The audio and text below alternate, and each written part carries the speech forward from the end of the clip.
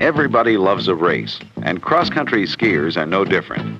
One of the most exciting of all amateur ski races is the annual Triathlon Ski Race, otherwise known as the Energy Crisis Race.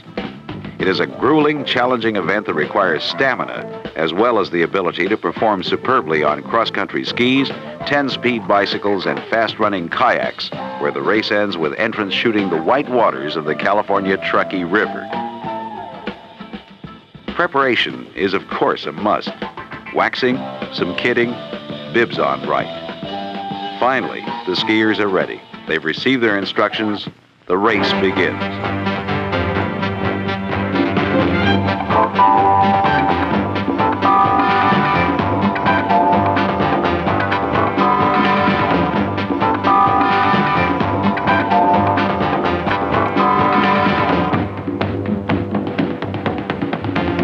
Before we see how this race progresses, let's take a look at the basics of cross-country skiing.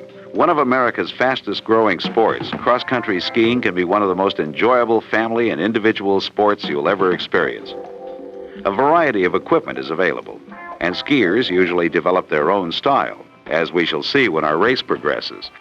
To begin, Jerry Smeltzer, co-director with Skip Reedy of the Nordic Ski Center at Squaw Valley, USA, will show us the various skis in use by cross-country skiers today. The first ski shown has built-in fish scales. It's designed to be a non-wax ski. This model allows forward progress in all conditions and on all terrain with ease. It also allows the skier to walk up a slope without slipping backwards. Next, the mohair ski. Mohair will stand up, bristling at the slightest backward movement, allowing the skier, much as he could fish scale, to move forward or climb with little effort.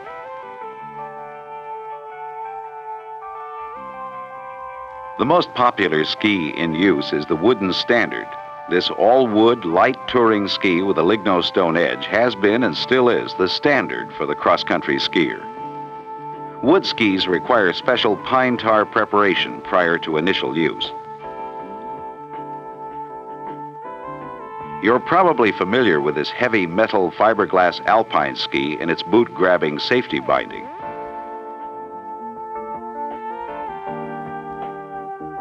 P-Tex-based, these skis hardly ever require, or for that matter, hold a coat of wax. In contrast, they are heavier, wider, and in recent years, shorter than the long, light touring skis of the Nordic fan. Mountaineering ski equipment is the closest to alpine skiing cross-country will get. Here, a heavy wood ski with metal edge and Silverado binding are shown.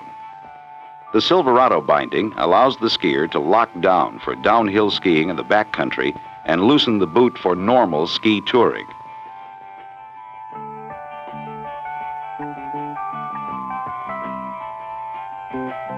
Here we see the differences between the downhill ski pole and the cross-country or Nordic pole. The tip of the cross-country pole is bent slightly to assist it in coming out of the snow as the skier is moving forward. There have been stories of skiers working very hard to straighten this slight tip bend, not realizing fully that this is why the tip was so designed. Cross-country skiing is as comfortable and natural as walking. The grips reflect more of the cross-country comfort. Handles are straight, not grooved as the alpine pole. And because of the style of skiing, the angles differ between the use of the cross-country and the alpine ski pole while skiing.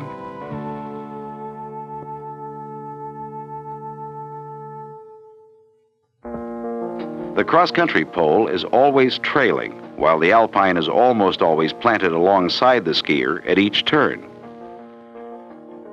Prior to skiing, checking the snow temperature and applying the wax for that day is a must. A hard blue wax used here is needed for a snow temperature of between 20 and 30 degrees. The wax should be applied over the entire ski and as heavily as the skier prefers. Then, with a cork, the wax should be warmed and rubbed into the wood, actually making it a part of the ski. A wax application such as this should last for a full day of skiing, unless, of course, the temperature changes. It should be remembered that all cross-country skis require a base and wax preparation, more so than alpine skis.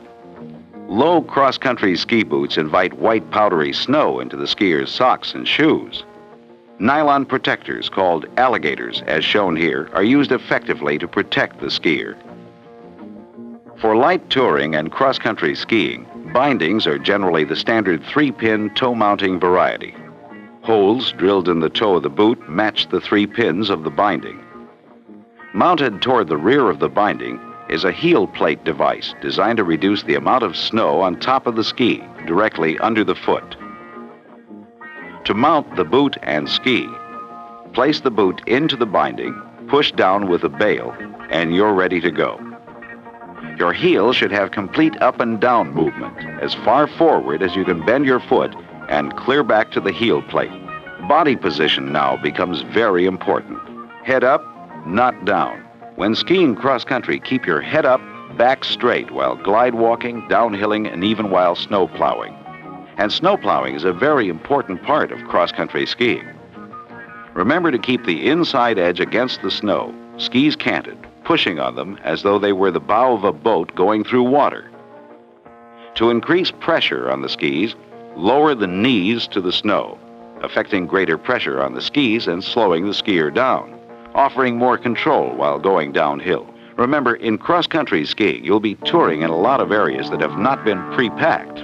The snowplow will become a welcomed friend, helping control not only your speed, but also your direction. While moving uphill, the back, as before, should be straight, with the head erect. The angle of the leg should be such that the knee is barely in front of the ankle. The skis should make solid contact with the snow, the camber of the ski forced down onto the snow to make the wax work, using your body weight positively. The ski does not progress when off the snow. As demonstrated here, your poles should always be behind your boots while moving uphill. This is the wrong way. Here, our skier is forcing the skis back because his body weight is forward. Instead, his ski should be out front, his back and head erect. With body position understood, you should then practice your new techniques on the flatter, more level surfaces. Imagine the skier's body turning now, very much like a wheel. In other words, a rhythm of motion must be learned. Of the 2 basic methods for skiing, the flat diagonal stride, that is using the opposite arm from the leg you will glide on, is the most often used. The angle of the ski pole, demonstrated here clearly, helps the skier in forcing his skis forward. In some instances, however, you can use double poling, a technique of poling with both arms simultaneously, keeping the skis parallel, like runners on a sled.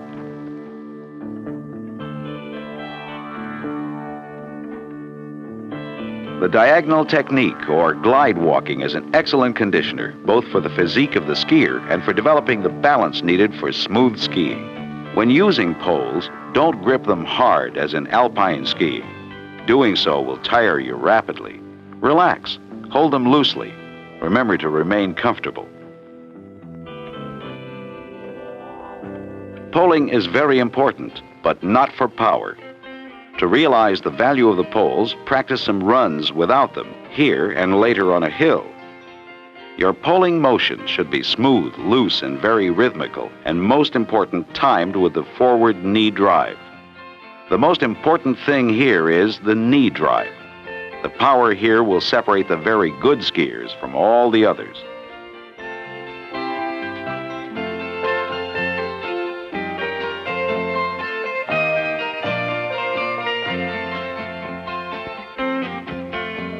To achieve smooth, effective glide walking, simply drive your left or right leg forward with your opposite arm doing the same. Emphasize the drive of the forward knee.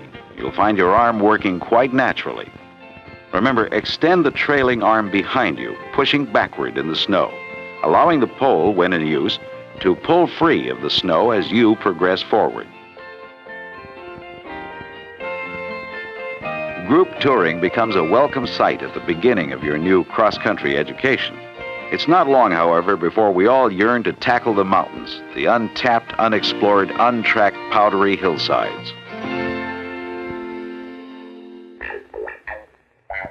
To get to the top of a hill, cross-country skiers must ski up. And skiing uphill is a dynamic move, requiring total commitment. It also becomes a style for each skier. It is fair to say that experienced cross-country skiers who climb hills regularly are probably stronger than alpine counterparts. This and proper waxing provide the requirements for a successful uphill effort.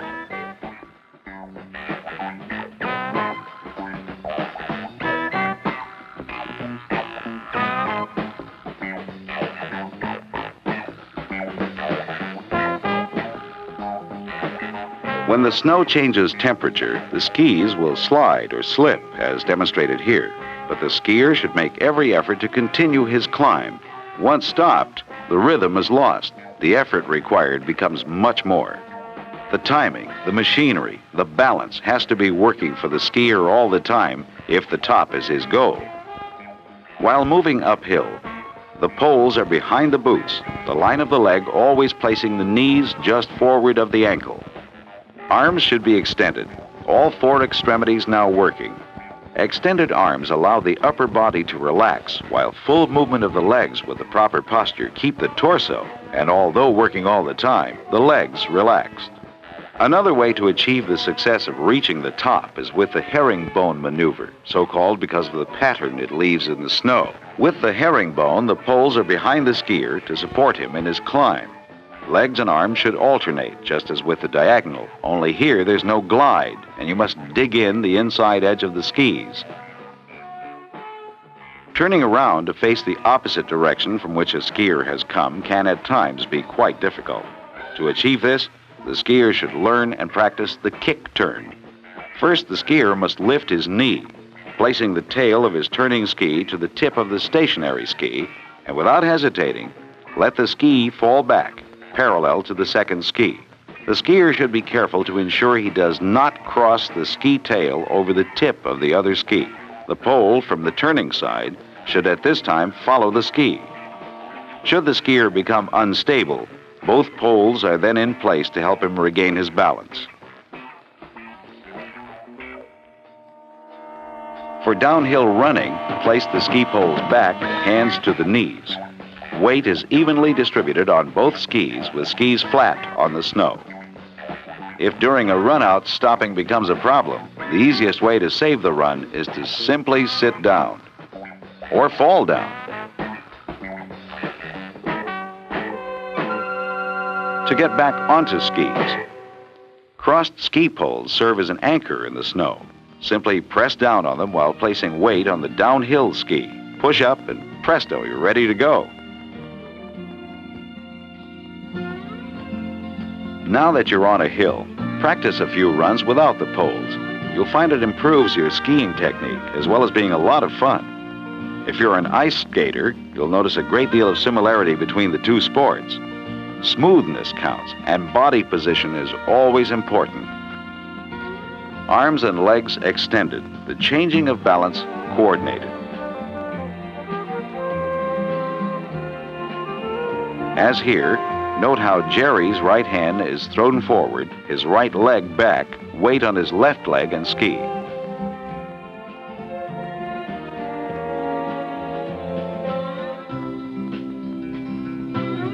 Now with the poles in hand again, our skier moves up a slight slope. Knees are slightly forward of ankles. Poles are allowed to extend fully before returning to forward position. The balance of the skier is noticeably excellent. The wheel is turning, the motions are smooth.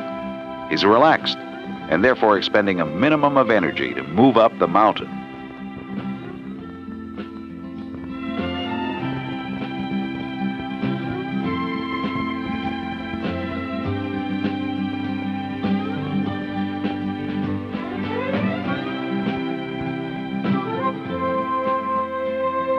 While skiing in the mountains through untracked snow, you'll always come across obstacles, and getting around them can at times prove uneasy. The skate, or step turn, is the most useful method of changing direction and in any kind of condition on most all skis. Simply raise one ski slightly off the snow, aim it in the direction you want to go, place it back down on the snow, lift the other, And while transferring your weight, bring it alongside the first ski. The faster you're skiing, the quicker you have to be with the skis. These then have been the basics of cross-country skiing. The skis, the bindings and wax, the boots and poles, and the techniques of glide walking, herringbone climbs, snow plowing, step turning, proper poling. Accomplish these and you'll naturally progress to the more advanced techniques, and they'll come quickly. Before charging off into the woods, however, we should discuss briefly the necessity of preparation for any overnight or full-day tours. On long cross-country treks, especially during the spring days, you'll probably shed your parka. If so, at least carry it with you in a backpack or around your waist. Don't count on the weather remaining either clear or warm. Most new lightweight down parkas will fit in any of the newer light backpacks created for mountain climbers and cross-country skiers. In addition, new ripstop nylon goose down or duck down or Dacron sleeping bags are available, and these too pack easily, usually tying at the bottom of a backpack. These bags will generally weigh around 5 pounds. Lightweight tents are also available, and if you're planning an overnighter, you or your skiing partner can carry a tent, which is also tied to the backpack. Tents come in varying sizes, designs, and offer protection against storms and cold weather. They each have a purpose, and you should try them all before investing in one. They're lightweight, but expensive. These tents weigh anywhere from 5 to 10 pounds each. Each tent is designed for 2 people. Also, tents come for various types of outdoor conditions, from the very sub-zero to the springtime warm weather. Make sure before investing in any one of these tents, such as the 3 shown here, that you know exactly what snow conditions you expect to encounter. Before joining our racers again, one last word of caution. Skis do break. To save a long walk back to your camp or car, lightweight plastic ski shovels are available. When the ski breaks, simply place the shovel over the tip and you can ski once again. Well, right where we left them. Now, watch the skiers really jump on those skis. They're racing and they know every motion counts, yet they are still balanced, smooth, and very much in control of their progress.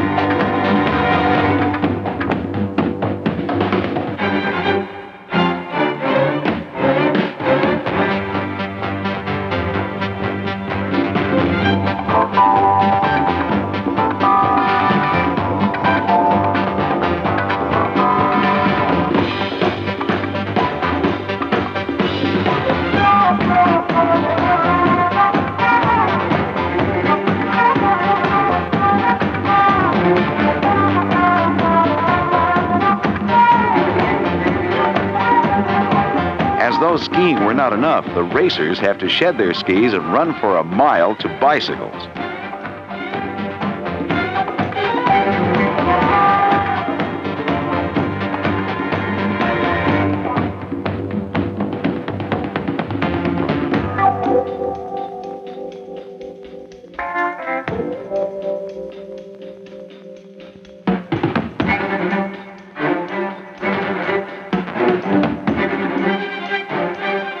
After pumping for 5 miles uphill, they climb into kayaks and ride the white waters of the Truckee to the River Ranch Hotel at Alpine Meadows, a grueling race open to all amateurs.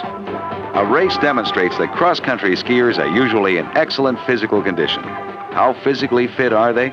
Well, in this race, the entrance age level ran from the youngest at 12 years to the oldest at 51. And the winner? He was a 41-year-old architectural draftsman.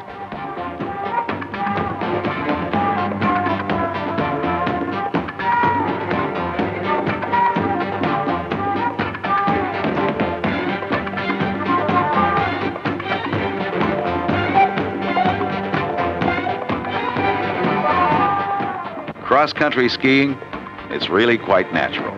How about it? Think you're ready?